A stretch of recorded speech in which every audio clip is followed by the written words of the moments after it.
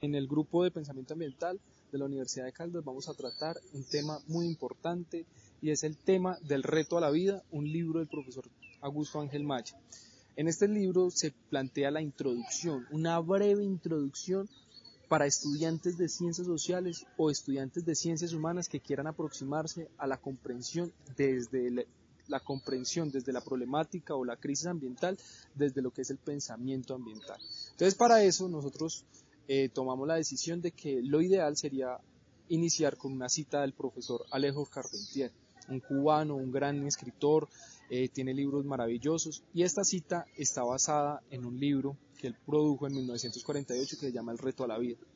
En 1948 surge con este libro la comprensión del realismo mágico, una forma de ver el mundo, una forma de entender la realidad latinoamericana, esa realidad que amalgama culturas, que amalgama cosmovisiones, que amalgama una visión distinta del mundo, desde lo indígena, desde lo afro, desde lo occidental, etc.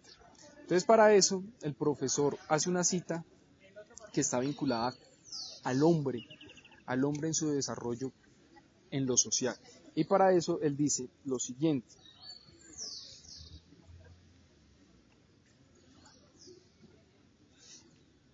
Él dice lo siguiente.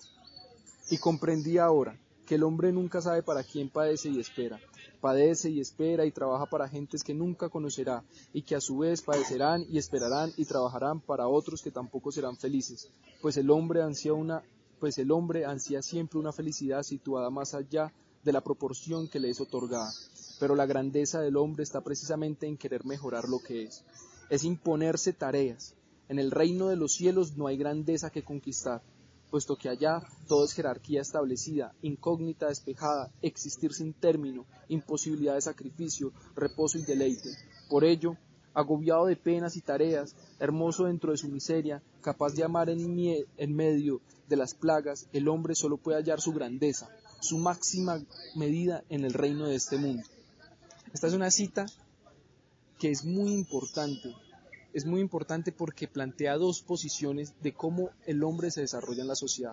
Una es un poco realista y trata el tema de que el desarrollo del hombre es dentro de lo social, dentro del presente, y otra idealista, que le da paso a todas las cosmovisiones y a todas las posiciones religiosas. Y es que el hombre se desarrolla en este presente con la búsqueda de poder llegar a una eternidad. Y eso plantea varias problemáticas, y esas problemáticas es lo que vamos a tratar en el libro del reino, el reto a la vida. Entonces, para eso vamos a iniciar hablando sobre el profesor Augusto Ángel Maya.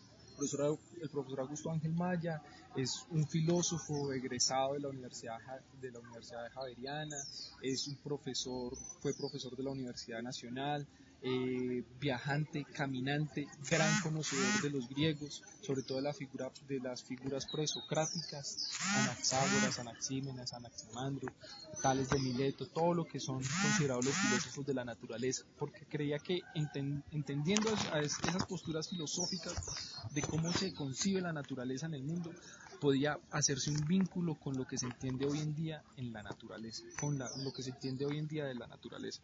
Entonces, para eso él empieza a hacer un estudio que no solamente va desde lo humano, sino también va desde lo científico, la problemática de la exactitud, de lo cuantitativo, etc.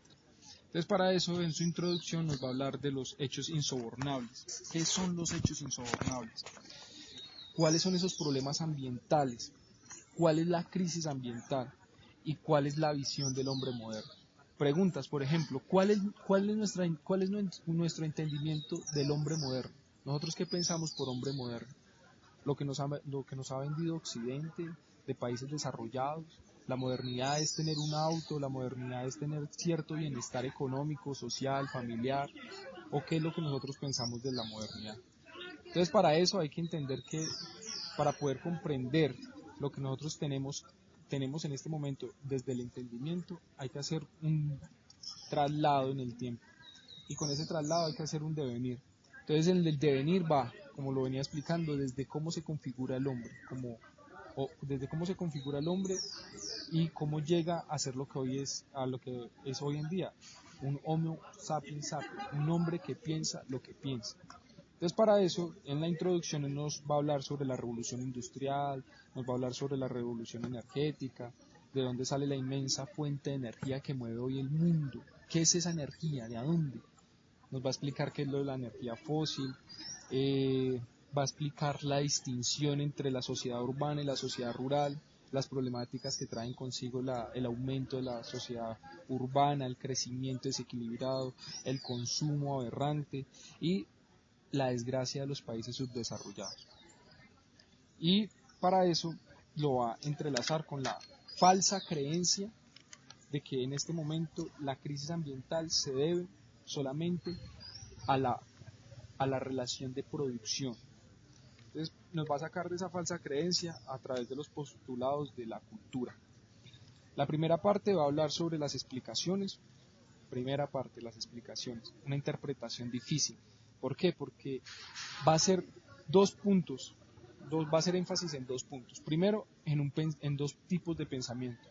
Un primer pensamiento, lo que se consideraría occidental, el pensamiento de Occidente, y ese pensamiento de Occidente va a estar entrelazado por el pensamiento griego, romano y babilónico. Y un segundo tipo de pensamiento que es el pensamiento de las comunidades indígenas en el mundo, y en este caso, pues, de Latinoamérica, las precolombinas. Y ese entendimiento de las culturas precolombinas va a hacer que el hombre se vincule con su actividad a la naturaleza, en contraposición del pensamiento de Occidente, y es que el pensamiento de Occidente tiende a la dominación de la naturaleza, no entenderla, no entender esa parte desde lo espiritual, esa parte desde los flujos energéticos de la naturaleza, esa parte de entender, por ejemplo, cómo es el ciclo de la vida, cómo es el ciclo de reproducción. No es solamente entenderlo para dominarlo, sino entenderlo y ser consciente de la importancia de eso. Segundo, va a hablar sobre el hombre máquina, una breve aproximación de lo que se entiende como el hombre máquina y el hombre máquina como parte del engranaje universal. Entonces, para eso va a explicar a Copérnico, a Galileo, a Kepler, a Newton, y va a aceptar la libertad humana. Y esa libertad humana va a ser lo que va a generar lo que hoy en día, pues, son los resultados de las grandes producciones. Va a hablar sobre un dualismo entre cuerpo y mente, va a hablar sobre la sexualidad, sobre la educación contradictoria, pero eso lo vamos a hablar más detenidamente en la próxima charla. Hace una distinción entre lo que es las ciencias naturales, las ciencias sociales, y va a hablar sobre el naturalismo filosófico de las ciencias sociales y el reduccionismo de las ciencias naturales. El naturalismo filosófico de las ciencias sociales, que nada quieren saber de la naturaleza e interpretan el origen y desarrollo de la cultura como un parto virginal. Es una gran problemática de las ciencias sociales. Y las ciencias naturales, que no comprenden al hombre, sino como una especie más del reino animal, sin ninguna prerrogativa frente a las otras especies. Entonces, para poder explicar eso, él va a plantear una serie de esquemas, una serie de figuras, de modelos, de interpretar el ambiente. El primer modelo va a instaurar lo que es la sociedad y la naturaleza, y va a plantear dudas como las que siguen a continuación. ¿La sociedad no es acaso naturaleza? ¿El problema ambiental no implica la totalidad de la sociedad y de la naturaleza? Son preguntas que tenemos que abordarlas dentro del grupo de pensamiento ambiental. Segundo modelo va a tener 3 sistemas. El ecosistema, y a la par va a tener el tecnosistema y va a tener lo que es el sociosistema. Y se van a plantear dudas, por ejemplo, ¿por qué se separa el tecnosistema del sociosistema? ¿En dónde está el mundo simbólico? ¿La crisis ambiental no implica la totalidad de los 3 sistemas? Y va a hacer énfasis en el último, y va a ser el ecosistema en relación con el sistema cultural y el sistema cultural en relación con el ecosistema. En esos 2 modelos van a haber dudas como son: la especie humana tiene un nicho ecológico, entonces ¿por qué causa problema ambiental si tiene un nicho ecológico? O ¿No hay que reconocer acaso un orden ecosistémico distinto al orden transformador por el hombre e igualmente válido y necesario? Son preguntas que unen dos visiones que quiere tratar el grupo de pensamiento ambiental. La primera visión es la parte cultural y ahí se vinculan lo que son las ciencias sociales y las humanidades.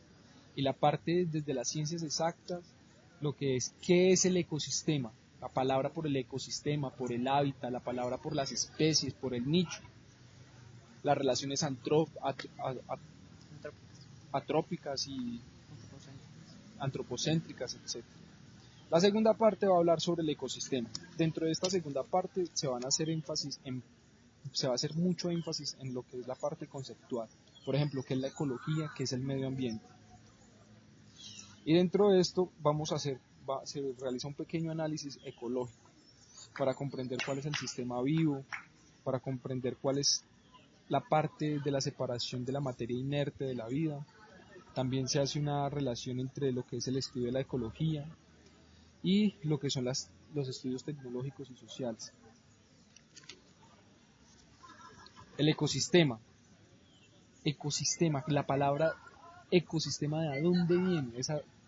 Es muy bonita esa palabra porque viene del griego, que simboliza casa, hogar, hábitat, y sistema, ología, estudio. Entonces podría decirse que es como el estudio del hogar, el estudio del hábitat, el estudio del nicho. Para poder definir ecosistema o ecología, el profesor Augusto Ángel Maya utiliza 6 elementos. El primer elemento es el elemento del flujo energético, cómo el ecosistema tiene que tener una energía para poder moverse, y esta energía es la energía solar. El segundo elemento se relaciona con los niveles tróficos. ¿Qué es la escala trófica o qué es lo trófico? Y la escala trófica dentro de lo que son las escalas en el medio ambiente son las escalas que determinan a los individuos. Por ejemplo, las plantas, las algas, los herbívoros, los carnívoros, y cada uno de ellos va a tener un orden dentro de una pirámide. Por ejemplo, las plantas son productores de energía orgánica. Los herbívoros son consumidores primarios, los carnívoros de primer nivel, consumidores secundarios, y los carnívoros son los que se encuentran en la punta de la pirámide de lo que son las cadenas tróficas. Y dentro de esta misma pirámide, al margen se encuentran lo que son los carroñeros o los descomponedores. Bueno, el tercer acápite va a ser relación sobre los ciclos biogeoquímicos, que eso yo creo que alguien que nos podría explicar este apartado sería el compañero Boyaco. La figura número 4 habla sobre los ciclos de la materia. El ciclo del nitrógeno, que es algo fundamental. Por ejemplo, dentro de esta lógica, la pregunta, ¿saben ustedes qué es lo que permitió, cuáles son los elementos químicos que permitieron que la vida existiera en el planeta Tierra? Hay una sigla que los define, son los CHON, C-H-O-N, que simbolizan carbón, hidrógeno, oxígeno y nitrógeno. Esos son los CHON, los que permitieron la vida en el planeta Tierra. Siguiendo en esa misma lógica, el profesor nos va a hablar sobre el nicho ecológico. Esta es una pregunta fundamental y se plantea desde dos formas. Si el ser humano tiene nicho ecológico, ¿por qué se está causando la crisis ambiental? Si dentro de los mismos nichos ecológicos existen formas para autocontrolarse. Entonces se plantean dos posturas. Una es que el ser humano no tiene nicho ecológico, está por fuera de la parte, no tiene un hábitat determinado. Y al no tener una hábitat determinada debe conquistar los otros medios para su subsistencia.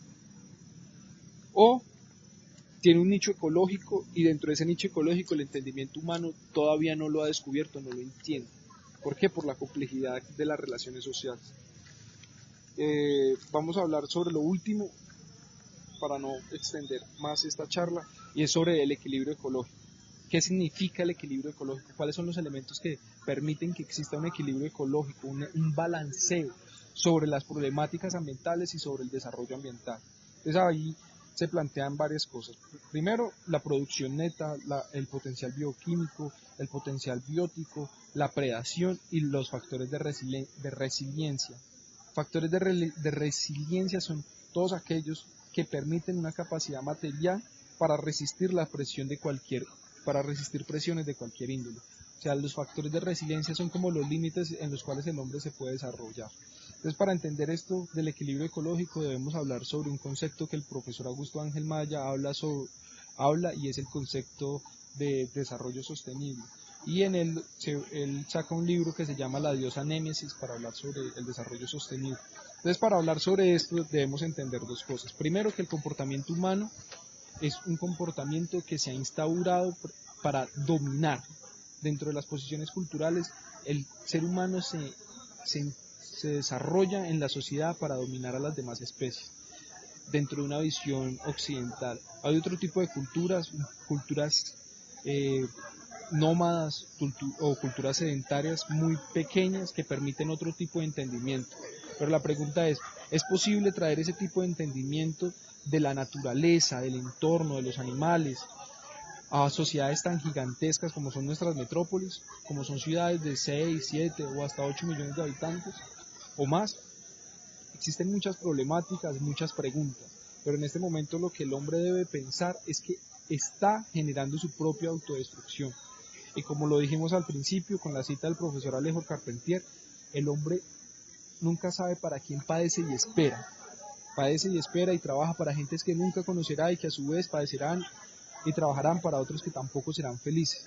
Pues el hombre siempre ansía una felicidad situada más allá del reino de este mundo. Nosotros, ¿nuestra felicidad qué es? ¿Cuál es nuestra felicidad? ¿Cuáles son nuestros factores de supervivencia? La pregunta por el desarrollo, por lo sostenible, por nuestros hijos, la pregunta por el medio ambiente, son preguntas que no se pueden posponer y son preguntas que nosotros mismos tenemos que pensar dentro del grupo de pensamiento ambiental.